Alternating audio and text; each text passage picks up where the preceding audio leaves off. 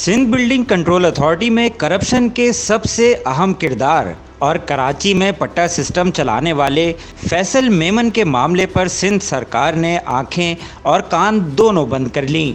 ना कोई रोकने वाला और ना ही कोई टोकने वाला। यही वजह है कि फैसल मेमन की मौजें ही मौजें चल रही हैं।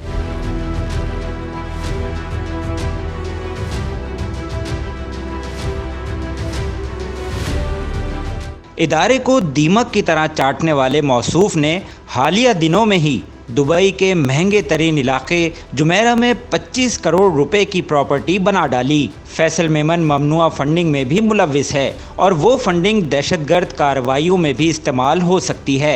बाखबर ज़राए के मुताबिक हसास इदारों ने फैसल मेमन से मुतालिक तहकीकात शुरू कर दी हैं।